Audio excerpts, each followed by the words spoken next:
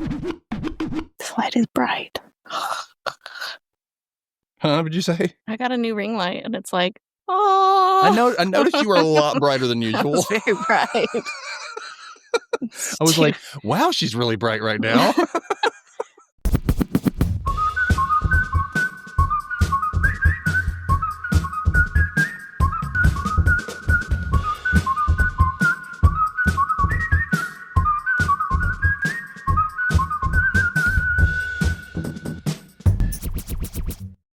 Hello and welcome back to the Rewatch Recap, where we recap shows for nostalgia and pure amusement. I am Dustin, and I'm here with Kay from Fuck My Work Life, and of course I always say TikTok's Kay. Yeah. TikTok's Kay. I'm TikTok famous. Yeah, you gotta do that vocal fry when you do it. Yeah. Too. Yeah, TikTok. Follow me, TikTok. If TikTok's even around by this point. I know, true.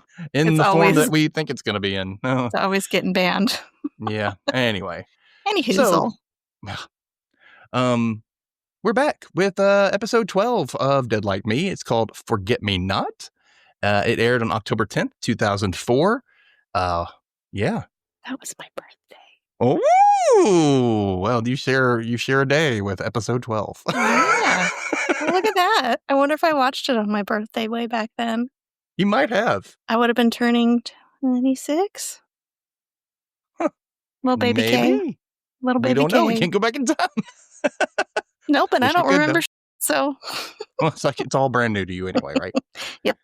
It's cool. This is we're in October now finally, and we're doing double episodes a week. So this is Monday's episode, and get ready for Thursday because that's a doozy as well. Today is Kay's recap, and she's going to take it over for us. Do you have it previously on? I do. Awesome. Take it away.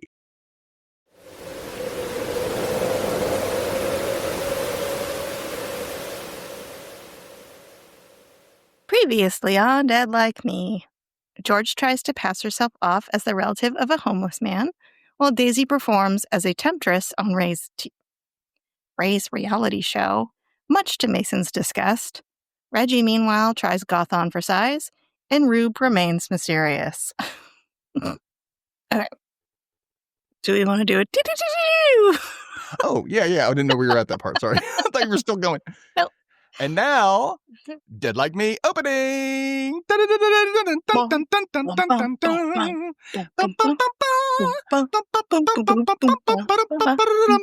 Who's brushing their teeth? It's George. Now let's start the show. All right, opening narration. When I was little, my father, who was an English teacher, used to tell me that I would never be alone as long as I had a good book. Good thing. And we see little George. She's reading A Tale of Two Cities at the kitchen table, which seems like a pretty big book for like a 10-year-old. But okay. Yeah, that's a little. I mean, kudos to her if she understands it. Yeah. And Joy says, "You ready to go to Susie's birthday party?" "No, my book's getting good." "George, we RSVP'd." "I didn't RSVP anything. We bought her a present." "What did you get her?" "We got her a flannel nightgown with pretty little flowers on it." "Mom, you're going to get me killed." Truth. You don't give I'm sorry, another child does not give a child a nightgown. They give them toys. Yeah. So they continue to argue back and forth. And Joy's like, "Why do you have to be so obstinate?" And she says, "Obstinate. OBSTINATE. Stubborn." And she's like, "Georgia lass, you cannot spend your entire life with your nose stuck in a book." She says, "Try me." I mean, there's a lot of people I know who would totally say the same thing. Yeah. She goes on, "Reading didn't make me popular, and reading didn't necessarily make me happy. What it did make me was a really good speller." And we cut to George and Mason sitting at a regional spelling bee. There are 2 kids left, one of which is Francis, a.k.a. Bad Santa Kid. Oh, by the way, so I didn't realize this at the same time. I don't know why it didn't pop in my head. So yeah, he was in Bad Santa like just before this. But after this, a few years later, he was in Trick or Treat, the horror movie, with Britt McKillop, who plays Reggie, and with Christina Willis, who plays Dolores. So, oh, how funny! Yeah, he plays he's got a whole starring part in this thing, and he's kind of a jerk kid in it. So if you haven't seen it, you might like it. It's a little gory, but it's still kind of fun. It's a fun Yeah. show. I think you suggested it last Halloween too, and I still have not watched it. I forget things. All right. So the kid at the mic named Harjeet, his dad is cheering at him from the crowd, telling him to keep his eyes on the prize. There's a trophy and like $10,000 on the line. And then Francis gets up to the mic. He gets his word, and the other kid's dad says, like, "Excuse me, Mr. McFadden, that word is far too easy. My son had a much harder word." And that's how we learn that the judge is Mason's reap for the day. And, the spelling bee continues on, and a graveling, they have those like paper spike things where they're like spiking each paper with the words on it, I guess. Yeah, it's kind of like what they do at restaurants with the ticket and they put it on there. Yeah. So Yeah. a graveling jumps up on the desk and he like moves the paper spike thing in front of Mr. McFadden. And he gives Harjeet his next word, which is apoplectic. Harjeet spells it wrong. His dad gets mad and lobs what I'm guessing like a dictionary or something at the back of Mr. McFadden's head, impaling him on the spike. I mean, Dad, now you're going to jail. Exactly. And you don't have $10,000. Jail. For bail. His soul's sitting there and he asks what happened. And Mason says, "You are DED." And he corrects him and says DEAD. And Mason's like, "I was joking." Was he, though? Who knows? So now we see Daisy and Rube at their Waffle House. And Rube says he heard that she has a boyfriend and she denies it. And she's like, "So you don't have a boyfriend who's living and breathing and has no idea you're a Grim Reaper?" She's like, "Did Roxy tell you that I have a boyfriend?" And Tiffany hears this as she's walking up. She's like, "Oh, that handsome devil I saw you leaving with last night." Well, Tiffany, you gave her away, Tiffany. Hey, Tiffany has, you know what? She has no obligation. I'm sorry. She can say what she was trying to be nice and she thought she didn't know. The handsome devil I saw you leaving with last night. And then George and Mason arrive. Rube asks how their reap went, and Mason says GREAT. George is like, "It was a spelling bee." And he's like, "Seriously, how did it go?" FANTASTIC. And Rube's like, "How do I get it to stop?" But George is like, "As far as senseless, brutal deaths go, I'd say it went beautifully." He hands out the Post-its, and we learn that Roxy has a personal day, and I just guess it wasn't in her contract to be on as much this season. She was only contracted for 14 of the 15 episodes. Yeah. Okay. And when Mason asks why he never gets one, Rube says, "Because you're an FUCKUP." Poor Mason. He always does his reaps. I don't know why. I mean, he does do his reaps, and he in doesn't. Life. I haven't seen him really F up. You know, I mean, he f***ed up at the concert. Well, yeah. But other than that, he seems to do his reaps. He's just an F up as far as like, I want to say, quote, living his life, as far as like the drugs and like not having money and trying to steal things and all, that kind of stuff. Being dirty and Yeah. So Daisy's reap is in a boxing gym in a not so nice part of town. And Rube tells Mason that he should accompany her. And she's like, "No, thanks." And he's like, "You already have company today, princess? Your boyfriend riding shotgun to your reap?" And Mason is still kind of upset with her, I think, from the last episode. And he doesn't really want to go with her, but he relents and they leave. And as he's leaving, he says, BYE. Rube asks George about Daisy's boyfriend, but she lies and says that she hasn't met him. And then at the last house, we see that Joy has made Reggie blueberry pancakes, and Reggie is instantly suspicious. And she asks what's up because she only makes blueberry pancakes when she feels guilty about something. And then she also asks Joy why she's dressed like a realtor.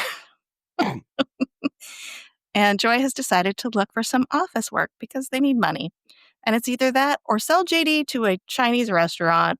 Whoa, racist, early 2000s joke. Jesus And the Christ. thing is, people are still making this type of joke. And it makes me so mad. I'm like, quit it. Just stop. It's not funny anymore. I don't think it really was funny in the first place. But no. Even Reggie's like, "That's not funny." Agreed, Reggie. And she just wonders, like, who's going to watch her while Joy's at work.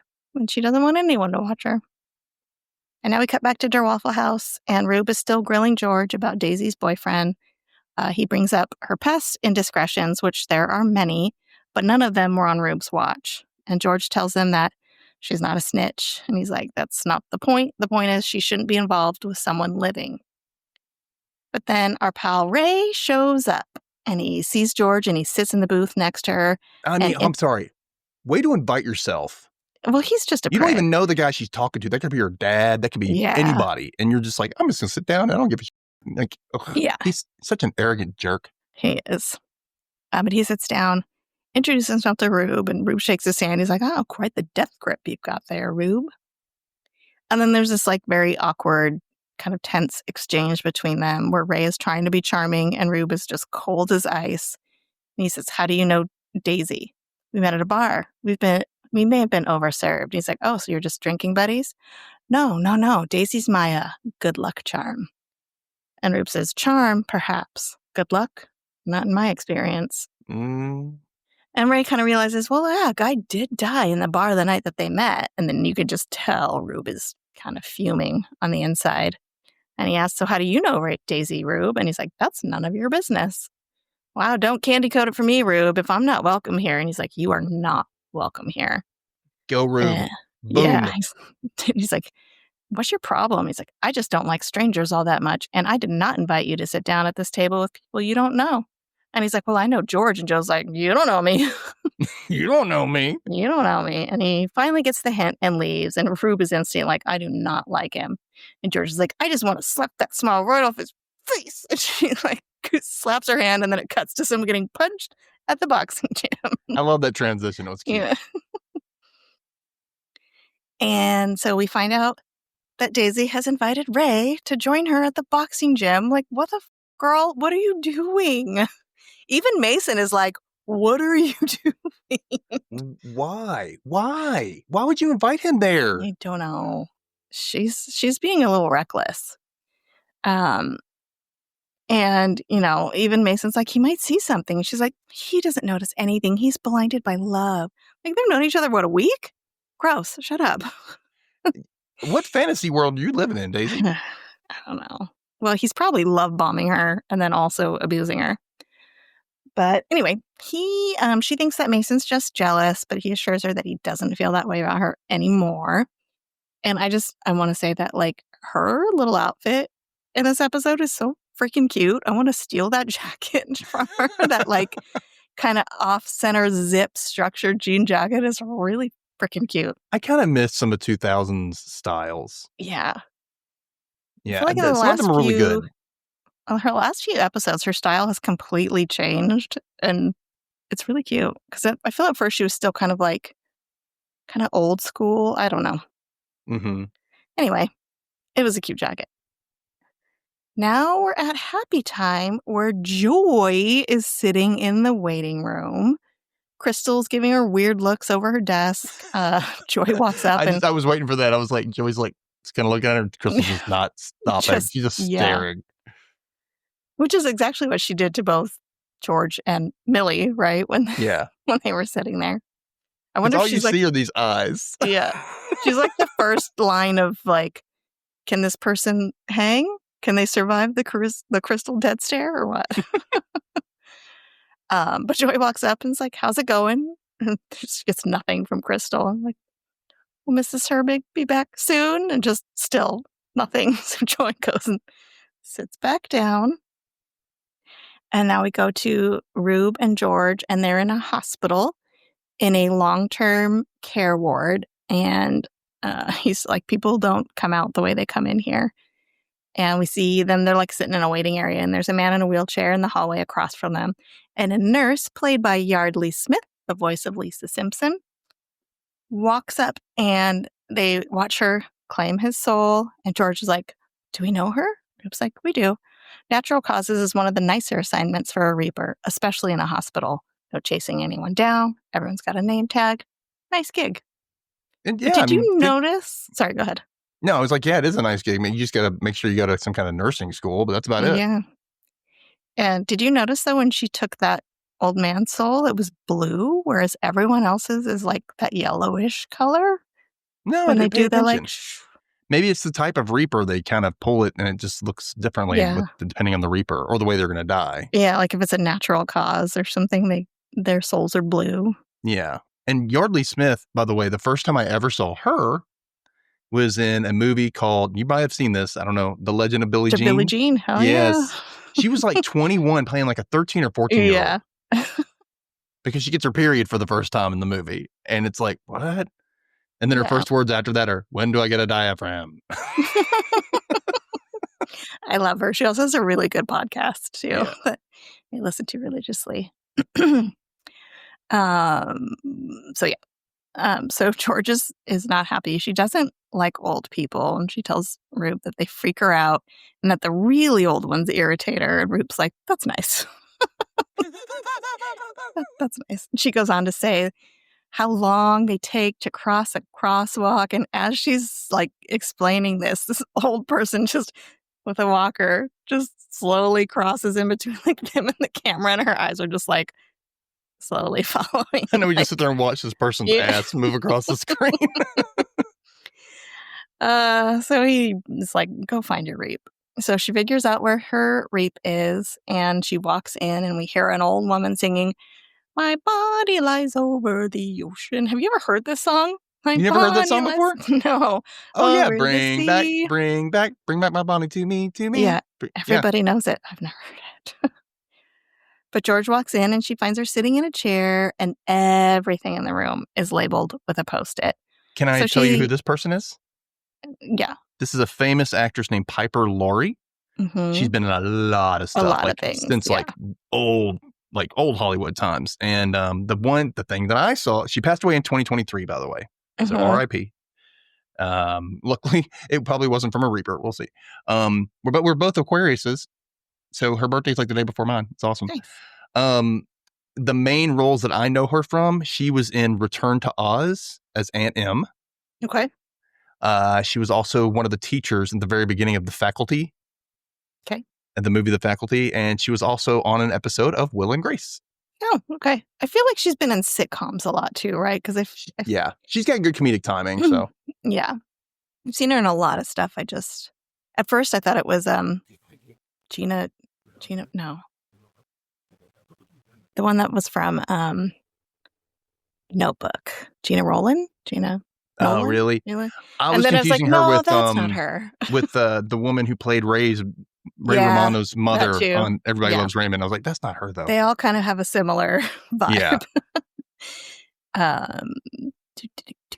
Okay, so obviously this woman has like dementia or Alzheimer's because like everything is labeled in her room. And Penny, the nurse Reaper, walks in, and she's got like a tray of meds, which Nina, George's Reap, wants to get at. And then Nina tells George, like, it's story time, and they're going to go hear a fairy tale. And George looks at Penny and's like, well, once upon a time, you were alive, then you died. The end. Just like, so callous, so bitter George. and blunt about it. My God.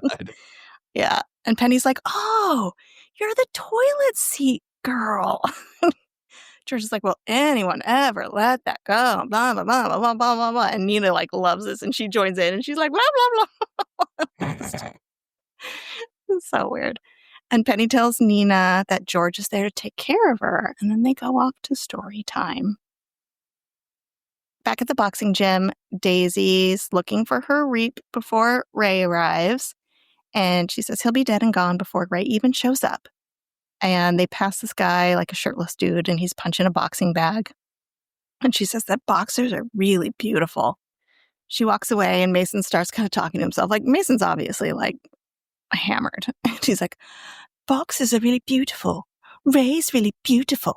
I'll tell you who's beautiful, Daisy. I'll tell you who's beautiful. It's me. I'm beautiful. He starts like shadow boxing. He's like, yeah, I'm hot. I can box. Who is it, crowd? Who is it? It's Kevin Mason, the Masonator. And he's just like, shake it out. He's like going through a whole scenario I feel like I can like his head. just go and blow him right over. Like, like he's like, he is not intimidating at all. No, it's like, yeah, you're not so beautiful now, are you? And he like fakes a punch just as Ray is walking by and like ducks, and he misses him. And Ray tells Mason that Daisy asked him to come, so he did. And Mason's like, are you a lapdog, Ray? And Ray kind of laughs, but just like gives him a look, and he starts to walk away, and Mason starts going, burr, burr, burr. Dude, Mason, You are looking for a fight. But And you then know he what? Like, come on. If you could, like, pick a fight with somebody, I mean, you could if you're a Reaper, because if you get hurt, you're fine that, like, not right. long afterwards, and they could be Yeah. beat the hell up, you know? So, But he's just not in his right mind. And then he challenges him to box. And he's like, he's like, oh, do you box, Ray? I'm just asking because, not every man can box. You know what I mean? And Ray, like, gets in his face. He's like, something you want to say to me, Mason? He's like, no. Well, then don't stand so close. Seriously, step back. And they're like nose to nose. And Mason just stares him down. He's like, you step back. And they stare at each other. And finally, he's like, okay, Mason, you win. You get to take home the big prize. And as he's walking away, he says, oh, no, wait. And he smells his fingers and says, I do. And Mason's like, off, you righteous sucker. And it's just like, ugh. I would have wanted to grab his fingers and break them. Oh, he's so gross. Ugh. He's just an asshole. I know. I mean, I'm gonna tell you right now, like, you look at I had to commend, Eric McCormack because he He's is a a good completely actor. different character, and I think that's the reason why I Mhm. remember watching something at the time of this, and I think they were interviewing him about, like, probably Entertainment Tonight or something, and they're interviewing him about guesting on here, and he said I think I remember him saying he took the role because it was so opposite of Will and Grace, Yeah. because he was still Totally on there at this different. moment, so Yeah. Yeah, he's a good actor. He pulled it off, like, I wanna 'cause he punch him. yeah, 100%. Okay. Okay, so now we cut to Daisy looking for her Reap, and she finds out it's an old boxer, and, she's kind of, I wouldn't say flirting with him, but making conversation with him. Like, oh, my father was such a fan, and she shakes his hand and takes his soul. And we jump back to the hospital, and there's some sort of code blue, and Penny sets down her tray of meds to run to the emergency. And George is walking down the hall with Nina, and she asks, Nina's like, oh, is that the school bell? And they'll be late for class. And George reassures her that they will be right on time. And she brushes her hand down her shoulder, claiming her soul. And Nina kind of shivers and looks at her and is like, oh, thank you. So she like felt something there. Yeah, that everybody feels something, but she actually really said something about it. Yeah, she's like, oh, thanks. And she proceeds to the empty nurse's station and starts downing just all the little cups of meds on the tray. And George is really uncomfortable. And she's like, this is like kind of a quiet mistake. And she sees a graveling that's just kind of watching from a corner. And she's like, I know I'm not supposed to interfere, but she walks over and stops Nina and like, let's go back to your room. But at this point, she's taken quite a few meds. Yeah, she's gone through like what, 5 or 6 of those little Dixie cups, so Yeah. She was just one after another. So quite a lot. And who knows like what they are and the mix of them and who knows. Um, so now Mason and Ray are in the boxing ring, actually boxing. And Mason is like sitting in the corner and he wants to quit, but Daisy's giving him water and she's so excited to watch two boys fight over her. And he's like, I'm not fighting over you, but this could hurt. And she's like, that's okay. You heal fast. He's like, that doesn't take away from the hurty painy bit. totally true. Totally true. Yeah. And then she goes over to Ray's corner and he wants a kiss for good luck. And she tells him to go easy on Mason, but he's not backing down and said he's just finishing what she started and to shut up and kiss him. And then they share a passionate kiss as Mason kind of leans over and rings the bell to start boxing again. And back at Happy Time, Joy is still in the waiting room, and this young girl with her lunch comes up and sits down right next to her and just starts pulling out her lunch and going on about some guy named Ricky and how they all like working with him and, he likes to recycle and blah, blah, blah. And confused Joy is like, that's nice, but I have no idea who you're talking about. She's like, oh, I could have sworn you were Ricky's mom. But she's like, no, I'm here to be placed. And the girl looks at her. She's like, that's really brave. I'm like, you little. Ooh, I love it. She's like, excuse me? Right. What? These And people, then, I'm sorry, when people like young say that crap to people and you're like, just wait. uh-huh. Just wait. That's But the really thing is, faint. you kind of want to be there when they get their comeuppance. When they get Yeah. there, like, somebody saying they're really brave for doing something normal. Yeah. And Joy's like 40. So shut the finally, like, Dolores kind of arrives, and she gives the girl a look, and the girl grabs her lunch and runs off. And Dolores takes Joy back to her cubicle for a chat. And as Joy's walking past George's cubicle, even though she's not there, she kind of stops and looks around at it and stares before Dolores is like, hey, come in. So she's got like a weird sense of You something. can't, I mean, she's got to feel that some familiarity is going on right here. Something feels, Yeah. That whole family's a little intuitive, even though they might want to shove it down. But yeah. So now back to Mason and Ray boxing. Mason is like dancing around the ring, trying to do this like fancy footwork. And Ray's like, I'm a little rusty, so help me out here.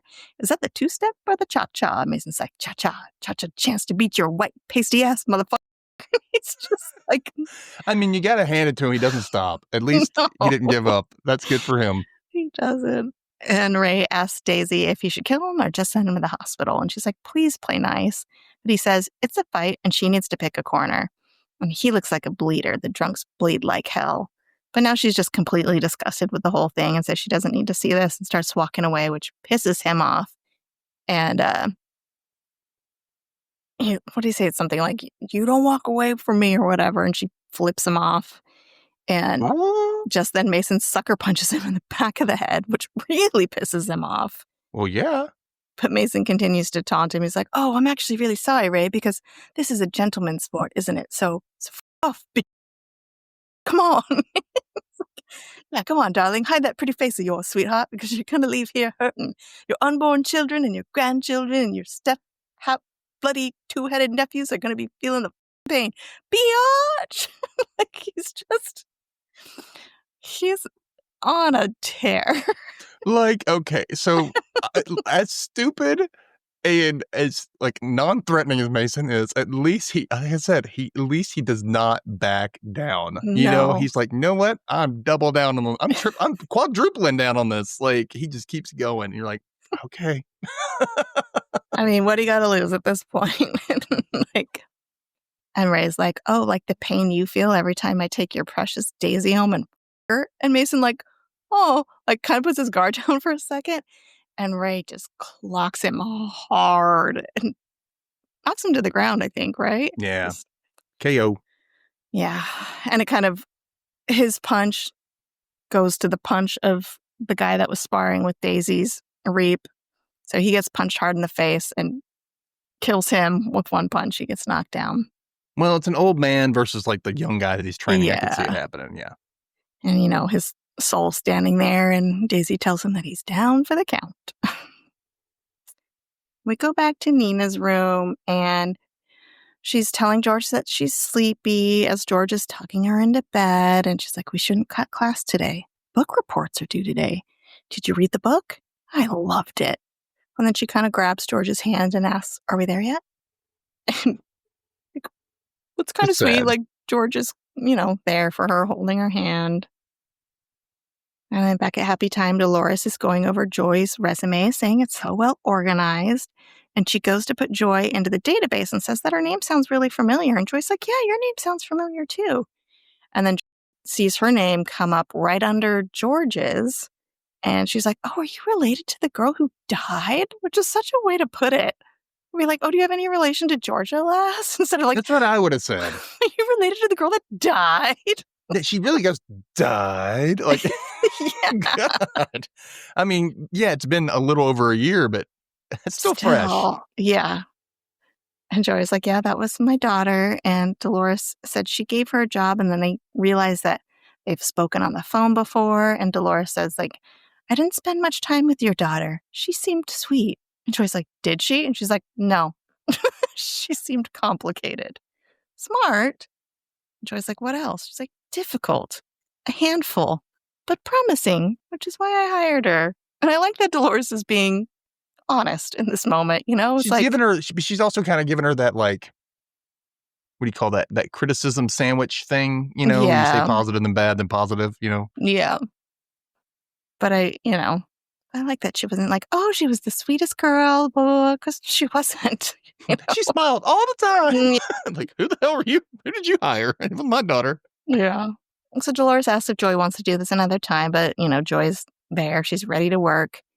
She asks her what she's passionate about. And, after some thinking, Joy's like, I like making lists. I like boxes, files, shelves, self-sticking labels. And Dolores is like, me too.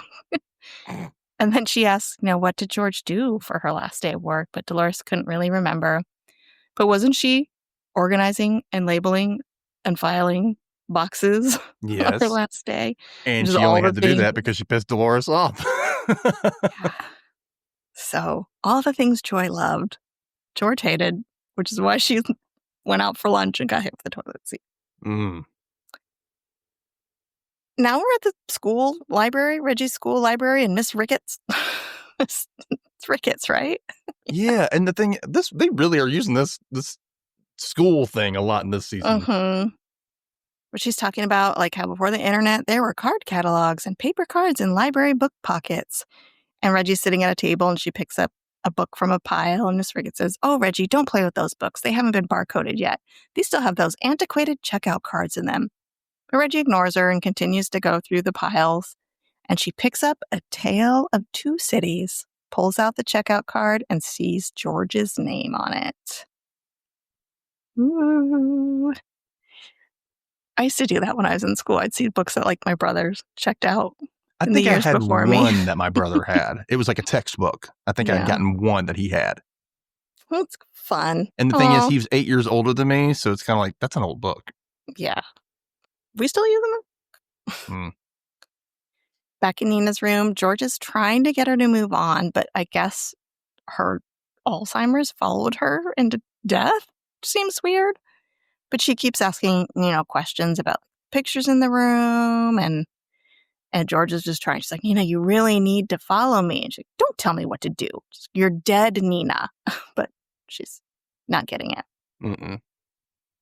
Now, Rube, it's still at the hospital. Rube is talking to Penny, and I guess he has asked her for some information on his daughter, Rosie, and finds out that she's at some facility, and Penny's like, look at you driving on the wrong side of the road. It's not good. Then she asks how Waffle House is and how Kiffany is, so she knows the whole crew.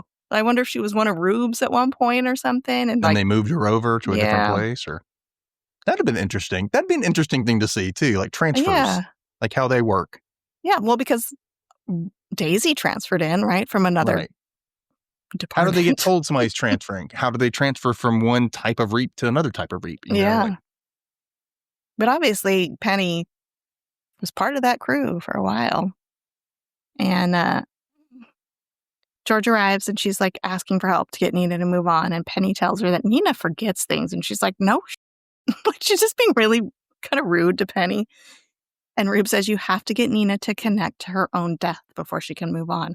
Well, how the fuck am I supposed to do that? And Penny looks at Rube. Oh, she's got a mouth on her. She does. But Rube just leaves. So she looks at Penny for help. But Penny's like, I'm on my lunch break. Like, I literally can't help you. And George repeats how she doesn't like old people. And Penny says, well, good thing, because you'll never be one. And then she tells George that she has to report Nina's time of death to the hospital, but she'll delay it for as long as she can. So she better get a move on, Peanut. Ooh. So I wonder if she was called Peanut by Rube at some point. That's possible. Mm-hmm. Or she knows that Rube would call her Peanut. Like, she just knows. Yeah. Then we hear George narrate, I would never become old. Dead and young has to be better than alive and old, isn't it? Right? At least I remember things.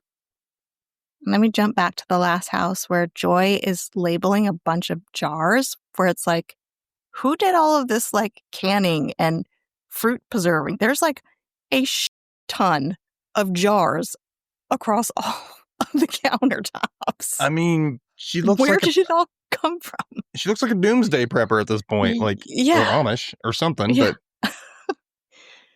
But she's labeling them, and Reggie's like, uh-oh, what happened? Because she only labels when something bad happens. And the doorbell rings, and it's their neighbor, Claire, and she's come to complain about JD. And she's like, your dog dropped a zoomer in my nasturtiums. And Joy's like, well, aren't zoomers supposed to be good for nasturtiums? And she's like, small flowers, big dog. These flowers won a prize at the Pickwick Club last year. Then Claire starts to admire Joy's organization and labeling skills and asks her if she can come do the same for her kitchen. And Joy's like, yeah, for $75 an hour. I'm like, go Joy. Yeah. Good for you. Do what you love, kids. Do what you That's love. right. And charge people arm loan for it. And that was a lot back then, too. That was like a couple $100 now, I guess, if you think about it. Yeah.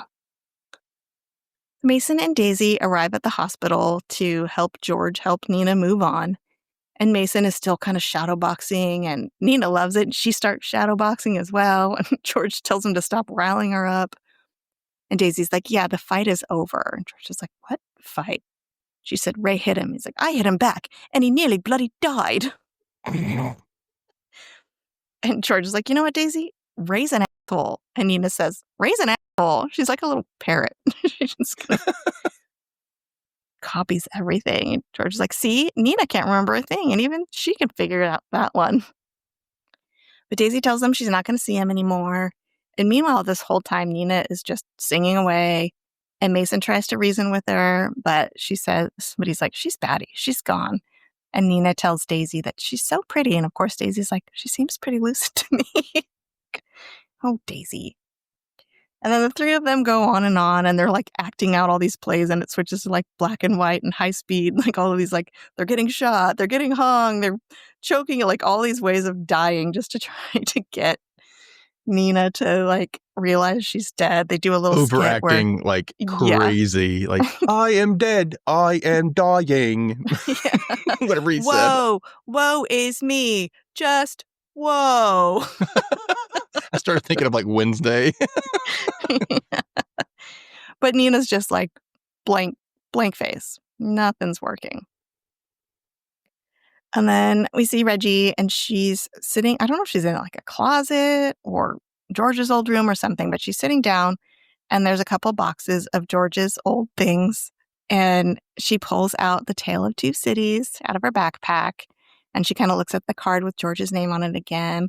And she's flipping through the pages, and she turns to a page, and she sees in handwriting, Reggie needs to disappear written on it. Yeah, I mean, how would you feel? And you're like, well, crap. Feel pretty. I'd be like, you little bitch. I know. And then we flash back to little George sitting at the table reading the book, and we see Joy and Clancy fawning all over baby Reggie in her little high chair. And George interrupts and says, Mom, I don't want Reggie to die. And they're like, that's good, honey. We don't want him to die either. And of course, Joy's like, Clancy's like, it's just sibling rivalry. It's normal. He's even like Dr. Spock said it's normal, because that was like the big thing back then. Everybody like went to Dr. Spock for child raising advice. Every time I've heard that, I always confused him with like Spock from Star Trek. Yeah. So I'm over here thinking of Vulcans over here like, raise your child this way. Yeah. Leonard Nimoy's telling you how to raise your kids. Yeah. But he's like, it's normal. It will disappear. And then they go back to fawning over Reggie. And so George then writes, Reggie needs to disappear in her book. And we cut back to Reggie looking a little like just kind of sad. She closes the book. Poor Reggie. She just wanted a good big sister. Now Mason and Nina are incessantly going back and forth with, are we there yet? Are we there yet? Are we there yet? Are we there yet? Are we there yet? Are we there yet? Until both George and Daisy at the same time say, stop! And then George just rants like, what am I supposed to do? She's forgotten everything. I can't talk to her about memories because I don't know her. It's not like she's even here. It's a joke. It's like there's no difference between dead and alive. And this just like kind of bums Mason out. And he's like, I need a drink. And he gets up and leaves. And Daisy's like, I can't let him drink alone. And she leaves as well, leaving George to like figure this out. And George looks over, and Nina's like trying to pick up a Post-it that fell off her daughter's picture. But of course, like she can't touch anything because she's dead. But then she kind of has like a lucid moment where she's like, that's my daughter, Beth. And so George, something kind of clicks in George. And she's like, do you want to hear a story? And she says, well, once there was a girl named George. She was 18 years old, and she didn't have a husband, William. She didn't have a daughter named Beth. She had a mom, a father, and a sister. And one day she went outside. It was a sunny day, few clouds, but an ordinary day. And she went out to get some lunch. And this man, he stopped me. And he talked to me. And he knew my last name. I told him to leave me alone, but then something fell from the sky, and I didn't feel anything. I couldn't remember anything at first. But then I did. And I realized I died. I died. I'm dead. And she grabs a Post-it, and she writes Nina's name on it, and then she places it on Nina's dead body in the bed, and Nina looks at it and kind of stares at George for a minute and finally says, I'm dead. That's all right. Thank you. And she finally moves on. And it's really sad because Yeah. she still had Alzheimer's in In death? death? Yeah. I thought that stuff was supposed to you're supposed to be clear and I'm I Yeah. thought that was more of the physical body thing and not the spirit or the soul. Maybe that's because I guess technically that's still kind of purgatory. They haven't gone into their lights yet. So maybe once she goes into her lights, hopefully she doesn't have Alzheimer's Well, it's like when she anymore. recognized her death, it became clear. Yeah. And that's what it was. Once she recognized she was dead, it was like renewal or something, and then she was able to move on, Yeah. And then George narrates, I didn't know Nina's story. I could only tell her mine. It was the only story I really knew.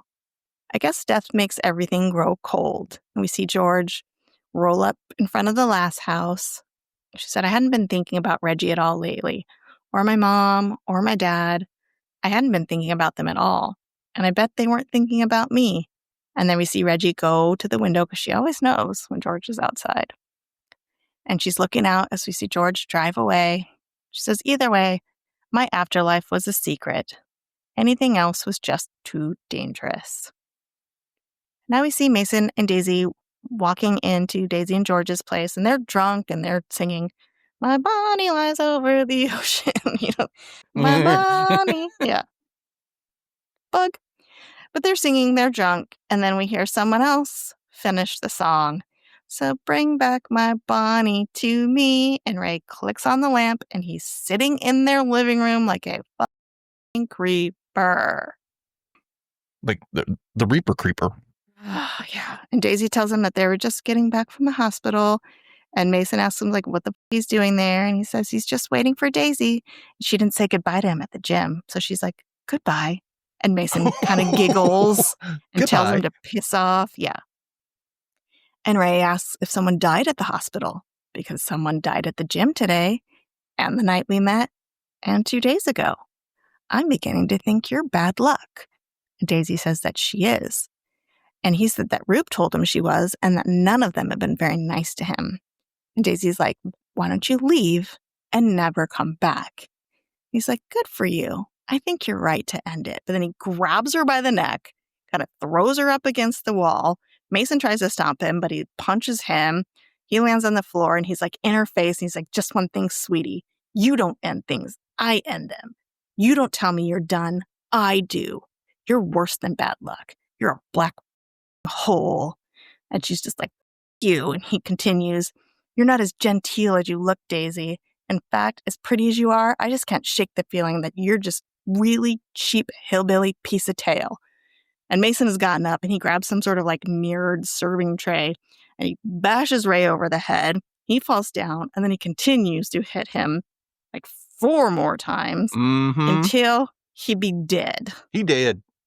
And they're totally rattled. They're staring down at Ray's dead body and Mason's like, I'm sorry. And she's like, I'm not. And he's like, but there's no Post-it. There's no soul. Is there a shovel? There's got to be a shovel. Where is it? He's spinning out. And then we start to hear this whooshing kind of noise. And they look down and a graveling ascends from Ray's body, screams at them, and leaps out the window. And Mason's like freaking out. He's like, this is all my fault. This is all my fault. It's all my fault. It's not your fault. You're in it now. You're in it now. And she's just like, stop. It's nobody's fault. It's done. We keep this to ourselves. No one needs to know. And Mason like looks down and he's like, what the was that? How did you? And he like asks Daisy, like, how did you know that was going to happen?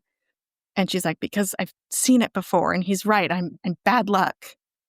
And then George's narration starts as we see Mason burying Ray in their backyard as Daisy looks on from the window. And she says, there are things inside you that no one wants to face, things that you keep secret, even from yourself. But secrets are funny. The things that you try to hide always turn out to be the things you can't forget. End of episode.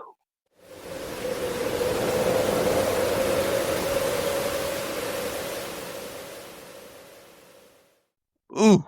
Intense. Like that last 5 minutes, you're just like, fuck. Damn!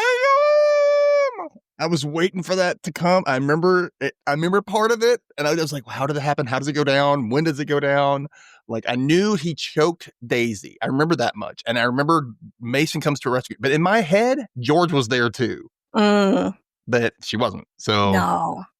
Maybe that's Mandela effect. I don't know. But still. Super intense. Ow. Ooh. Damn. Okay. All right. We can do our episode rankings now. Yeah. So your funny moments or funny lines or whatever you have. For me, I didn't really have anything like specifically written down. I just kind of had ideas of like the stuff that was happening, like the spelling bee, especially like the back and forth with Mason trying to like George is spelling everything and then Mason spells something that means death or something like that. And he's like, I know things, you do this job. It's like, it was just, I love it. And like, more Francis is like, yes, this kid's screwing up. Yeah. And I just love that kind of stuff. So it made me happy. Or when he got his word, he was like, shh, like into the microphone. Can you use that in a sentence? But he got it. So he did. I like the moment in the into Waffle House where Mason is just spelling everything, and after they said the grape went well, he's like, yeah, so maybe a simple thank you is in order. Instead of your constant irritation, Ruby, maybe a little bit of GRAT etude.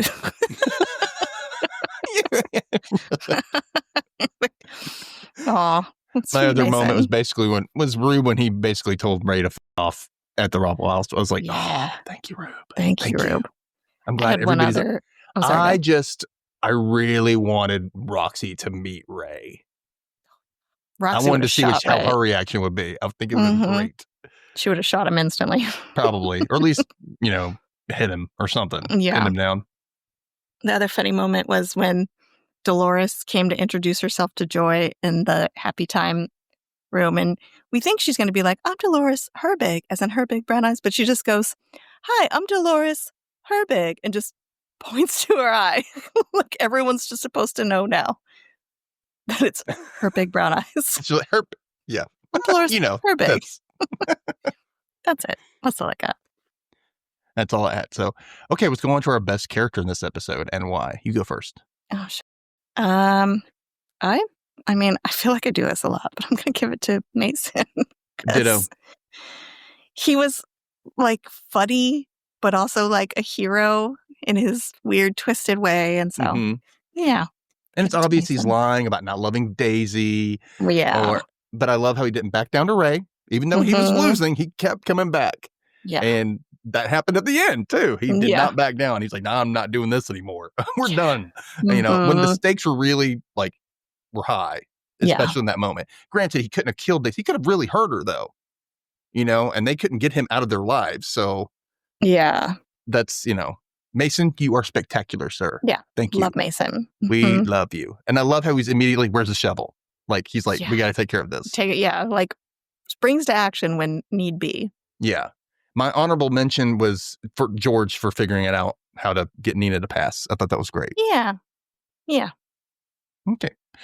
Worst character in this episode, and I'll go, obviously, Ray, and also Daisy for not coming clean to Rube. She should have. She should have. I know she shouldn't have. I mean, she didn't because of what was going on, but she really should have said something. Otherwise, this stuff wouldn't have happened. Or he would have understood more, probably, like, we had to kill him. Like, I'm sure he's probably been in a situation where this guy got to die. And but also her for knowing the Graveling situation and how that happened, but never telling anybody about it. Yeah. You would think So, that'd be something you would say. so do gravelings just come out of bad people, or do they happen when somebody's murdered and there's no post-it? It's like a glitch in the Matrix, or like, Is it when a Reaper kills somebody, or is it oh, just when they kill a bad person? Or, it's like, oh, what's maybe. the lore? We don't know. We have an idea, Yeah. but we don't know. I don't remember this season at all, so if I'm giving something away, don't say it. But when she freaked out about the woman being strangled by that dude in the hotel room, and then went on to say something about her sister. Maybe something happened to her sister, and she murdered the guy that did it, and he turned into a graveling, and that's how she knew. That would have been a good one if they had gone back later on to show Yeah. us like a flashback that probably like she had become a Reaper by that point, but she was doing like a Mhm. George and checking in on her sister and saw the Mhm. situation and it's like, nope. And jumped in and killed him, but then like still is like has PTSD from it because Yeah. of the situation her sister was in. And also, ooh, that'd been interesting. Mhm. Oh man, we were robbed out of more I stories. know. It sucks. I It know. sucks. Is that also your worst character? Yeah. Was I just mean, yeah. yeah. Okay. He sucks. Yeah. Okay. From our rankings from 0 to 5 Gravelings, what would you give this episode? I give it a 4.5. Oh my god, me too. Yeah. It's just good. It was a good one. I was like, good storylines. Finally getting Mhm. rid of Ray. Sorry, Aaron McCormack, but we hate your character. He played a slime ball very well. Mhm. Kudos.